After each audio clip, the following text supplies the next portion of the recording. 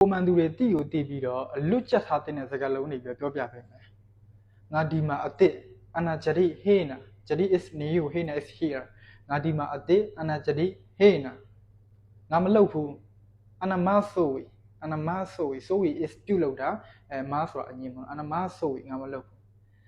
ငါဘယ်တော့မှမလုပ်ဘူးအနာမဖီဆိုဝီabadan is never ငါဘယ်တော့မှမလုပ်ဘူးငါမတွေ့ပါဘူးပြောင်းငင်းမယ်ပေါ့ငါမတွေ့ပါဘူးအနာမဖီရှူငါမတွေ့ပါဘူးငါနားမလဲဘူးအနာမဖာဟန်ဆိုတာနားလေရဖြစ်တယ်အငင်းထက်လိုက်တော့မဖာဟန်ငါနားမလဲအနာမဖာဟန်ငါ့ကိုလာစားပြီး give me my salary atini vrate vrate ဆိုတာ salary ဖြစ်တယ် atini ဆိုတာ give me atini vrate ငါ့ကိုလာစားပြီးငါလာစားလိုနေပြီအနာ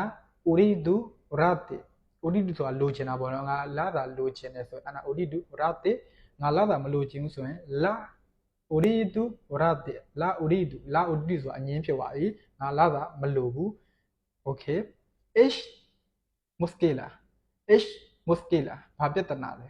အနာရုပုကရငါမနှက်ပြန်သွားမယ်ပုကရဆိုမနှက်ပြန်ငါမနှက်ပြန်သွားမယ်ဘယ်သွားမလဲကျွန်တော်တို့ office ဆိုရင်မကတ်ဆိုတော့ office ကျွန်တော်တို့ company ဆိုရင် sharika လွတ်ချက်ထားနော်